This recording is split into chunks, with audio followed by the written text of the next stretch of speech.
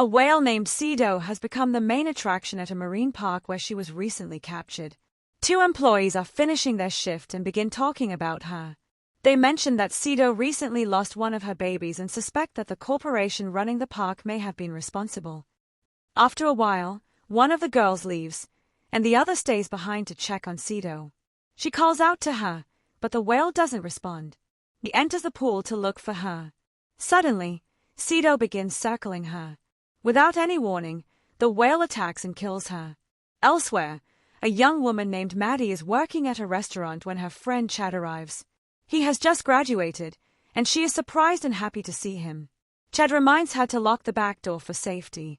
Maddie asks about their friend Trish, who is about to begin her PhD. She feels guilty for missing the event, but Chad tells her he made an excuse on her behalf and said she was at home practicing cello. He then gives Maddie a beautiful necklace as a good luck gift for her upcoming graduation. Maddie clearly has strong feelings for him, and they lean in for a kiss. Suddenly, a robber bursts into the restaurant holding a gun. Chad tries to protect Maddie, but the robber shoves him aside and demands all the money. Maddie quickly puts the cash into a bag. When the robber notices her necklace, he demands that too. Chad refuses to let it go and jumps on the robber. A struggle breaks out. The robber hits Chad with the gun, and Maddie tries to stop him. During the fight, the gun goes off near Maddie's ears, damaging her hearing.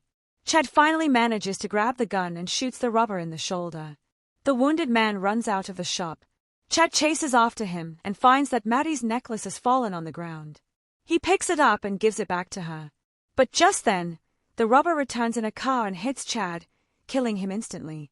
Maddie watches, and 1 year later, Maddie is getting ready to return to work. There is a knock on her door. It is her best friend Trish. She tells Maddie that they are finally going on the vacation they had planned for years. Maddie hesitates at first, still struggling with grief, but Trish insists that everything is already paid for and starts helping her pack. While packing, Maddie finds old photos of Chad and remembers their time together. Trish comforts her and encourages her to move forward. Eventually, Maddie agrees to take the trip. The two friends arrive in Thailand for their long-awaited vacation. The two friends enjoy their time relaxing in the pool. Trish proudly shows Maddie her new phone, which she bought using money she earned as an online influencer. She even demonstrates that the phone is waterproof. Later, they head to the beach. Trish notices a boy and casually checks him out. While shopping for souvenirs, Trish buys a small whale-shaped keychain. She then excitedly reveals that she has booked tickets for Ceto's whale show. She reminds Maddie that Ceto used to be her and Chad's favorite, and they often talked about seeing her together. But Maddie isn't happy about it at all. Trish tries to convince her to go, but Maddie refuses. Buying tickets would only support the corporation that keeps her imprisoned. Realizing how strongly Maddie feels, Trish apologizes and agrees to cancel the plan. Back at the beach, Maddie notices Trish flirting with a boy. She walks over and looks at a brochure advertising Ceto's show. The boy, whose name is Josh, says that the corporation keeping Ceto captive is evil. Josh grabs the brochure and dramatically tears it apart. Maddie sarcastically comments that destroying one brochure won't exactly bring down the corporation. Josh then suggests something more serious. If they really want to get back at the company, they should sneak into the park at night. Drinking, the three of them sneak into the marine park. Josh leads them toward the whale enclosure and encourages Maddie to go closer and see Ceto for herself. While Josh and Trish hang back to fool around, Maddie walks alone toward the pool. After a few moments, she sees Ceto swimming toward her. Outside the enclosure, a cleaner is working late and trying to remove trash from the pool area. Maddie softly talks to Ceto, feeling sad that the whale is trapped there. Suddenly, she hears a loud splash. When she turns back around, she sees a dead body floating in the water. Terrified, she runs back to Josh and Trish to warn them. At the same time, another security guard discovers a body as well. Just then, a guard notices the three of them. They quickly run, and after a tense chase, manage to escape from the park. The guard informs his boss about the cleaner's death, and the company orders that Ceto must be gotten rid of. The next morning, Maddie wakes up on the beach. Josh and Trish tell her they have a surprise planned. Josh takes them on a jet ski ride and brings them to a remote island out in the sea. Maddie is amazed by how beautiful the beach is but wonders why it is completely empty. Josh explains that something terrible happened there long ago, and ever since then, people believe the place is cursed. While Trish takes pictures, Josh asks if she is an influencer. She proudly says yes and plans to continue until she finishes her PhD. Josh jokingly takes her phone and locks it inside the jet ski. Trish then asks to borrow Maddie's phone, which Maddie has kept safely in a plastic bag to protect it from water. Josh invites Trish for a jet ski ride, and Maddie relaxes alone on a floating mat. Suddenly, the jet ski crashes into something beneath the water, and both Josh and Trish fall in. In the chaos, Trish accidentally loses Maddie's phone in the ocean. Back to the surface but have no idea what they hit. Maddie tells Trish to come rest on the floating mat. Josh swims back toward the jet ski and climbs onto it. Without warning, a massive whale attacks him, knocking him violently back into the water. He struggles to stay afloat, but something drags him downward. He manages to resurface and desperately reaches out to the girls for help. The ocean around them turns red with blood. Maddie quickly realizes they need to get to land. They decide to move slowly toward the nearest rock, but the whale returns and violently sprays blood at them. Terrified, they continue trying to reach safety. Just as they are getting close, the whale pulls them back using the rope attached to the floating mat. Suddenly, it rises out of the water, and its enormous size leaves them frozen with fear. Maddie tells Trish they must swim to the rock as soon as the whale passes them and gives them an opening. The whale swims directly underneath them. Trish jumps toward the rock, but Maddie struggles to follow because the pressure hurts her ears due to her hearing aid. She falls into the water but manages to climb back onto the mat. Trish swims as fast as she can while the whale chases her, but she barely manages to reach the rock. Maddie apologizes for not being able to jump with her. She throws her bag toward Trish, who pulls it out of the water. Suddenly, the whale pulls hard on the rope and rips the air out of the floating mat. She jumps into the water and swims desperately toward the rock. As she tries to climb up, she steps on a sharp sea urchin. With Trish's help, she finally manages to pull herself up just before the whale can reach her. Safe for the moment, the two girls hug in relief. Maddie notices that Trish has a deep cut on her leg. She removes her jacket, and they tear it in half to bandage each other's wounds. Trish also sees a cut on Maddie's leg and wraps it carefully. It slowly dawns on Maddie that the attacking whale is actually Ceto. She wonders how Ceto ended up here. Maybe the corporation dumped her in the ocean, but that still doesn't explain why she is attacking them. Maddie remembers that whales only attack humans in captivity. They check their bag for anything useful and find only a pack of gum. With no other food, they share it. Maddie tells Trish that she lost the backup battery for her hearing aid in the water. Trish remembers the plastic bag Maddie brought. They can use it to collect drinking water from condensation, but it will take several hours. They scream for help, but there is no one around to hear them. Exhausted, they lie down on the rock. After a few hours, they hear a boat in the distance. They wave and shout desperately, trying to get its attention. All the while, Ceto continues to circle them. Maddie begins to feel a strange understanding of the whale's pain. She realizes that just like them, Ceto has been trapped for years and has grown to hate humans. Suddenly, they spot Josh's severed hand floating in the water. Maddie bravely reaches for it while Trish holds onto her. She manages to grab the flashlight still clutched in his hand.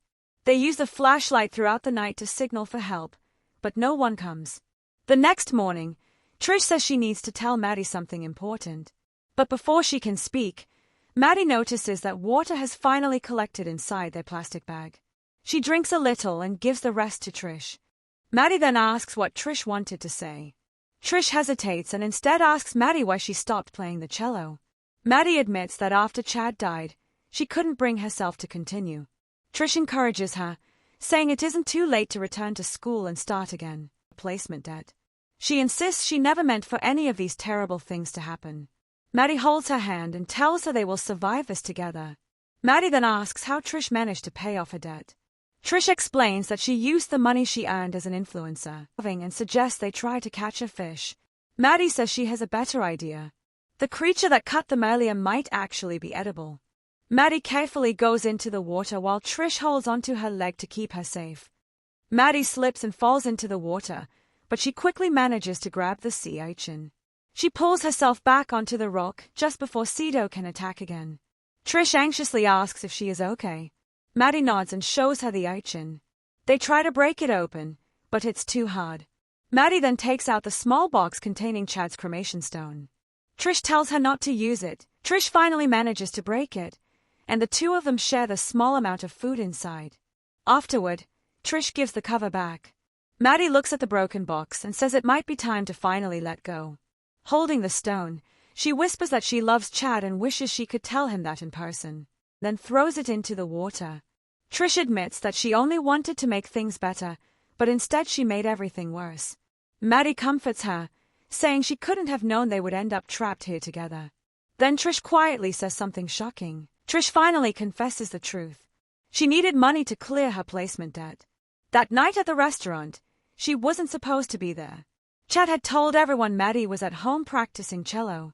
The robber was actually Trish's co-worker, and they had planned to split the stolen money. Trish explains that she received a voicemail from him, but she never got the chance to listen to it. Overcome with guilt, she left Maddie alone when she needed her the most. Hearing this, Maddie breaks down in tears. Trish tries to comfort her, but Maddie is furious and heartbroken. Unable to bear hearing anymore, Maddie removes her hearing aid so she won't have to listen.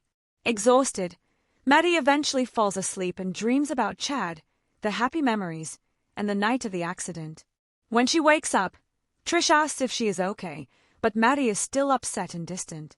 Trish then says she has a plan to make things right. She tells Maddie to swim to the nearest rock while she tries to reach the beach. Her idea is that Ceto might get confused and not attack either of them. Trish jumps into the water, but Maddie can't hear what she is saying because she has removed her hearing aid. When Maddie realizes Trish is already swimming, she quickly puts the hearing aid back in and begs her to return. Trish refuses, saying she needs to fix what she did. Maddie shouts that she isn't mad anymore and begs her to come back. But just then, they see Ceto approaching fast. To distract the whale, Maddie jumps into the water herself. Ceto changes direction and heads toward her instead. Maddie barely manages to climb onto the nearest rock before the whale reaches her. Trish finally makes it to the beach and is relieved to see Maddie also safe on the rock. Suddenly, they hear a plane flying overhead. Both of them scream and wave frantically to get its attention. Trish quickly writes SOS in the sand, but as they watch it disappear, Maddie realizes the tide is pulling Trish back toward the water, and Ceto is heading straight for her. Maddie tries to warn her. Before she can react, Ceto reaches the shore and grabs Trish by the leg. Trish desperately tries to pull herself back to shore, but Ceto drags her into the water. Maddie watches in horror, believing her friend is gone forever. Night falls, and Maddie continues using the flashlight to try to signal for help. Soon she realizes her hearing aid battery has died. Not long after, the flashlight also runs out of power, leaving her in total darkness. Lightning flashes across the sky, and heavy rain begins to fall. Maddie drinks the rainwater gratefully. She looks out at the ocean and sees Ceto rise from the water, staring directly at her. Maddie speaks to the whale, saying she understands her pain. She knows Ceto is trapped just like she is, and that the scar on her face shows how hard she fought for freedom. Seeing Trish's body lying on the beach, Maddie decides she needs to ching Trish. She breaks down crying, then gently closes her eyes and buries her body in the sand. While sitting there, Maddie suddenly remembers that Trish's phone was waterproof and that Josh had placed it inside the jet ski. She looks around and spots the jet ski underwater. Determined, Maddie dives in and swims toward it. She retrieves the bag from inside and returns to the surface. Inside, she finds Trish's broken hairpin and the phone. She tries to call the emergency number, but the phone quickly shuts off. She notices a life jacket floating nearby and grabs it to stay afloat. But soon Ceto begins circling her again. Maddie dives back underwater, searching for anything she can use to defend herself. As Ceto approaches, she hides beneath the jet ski. When the whale moves away, she spots the broken hairpin. She reaches for it, hoping to use it as a weapon, but her necklace gets stuck on a rock. She lets go of the locket and grabs the pin. As Ceto attacks again, Maddie stabs the whale with the pin. Injured, Ceto retreats into the depths. With the whale gone, Maddie surfaces and clings to the life jacket to stay afloat. At sunrise, she hears the sound of a rescue helicopter approaching. The rescuers pull her from the water and save her life. Sometime later, Maddie returns to her normal life and begins playing the cello once again.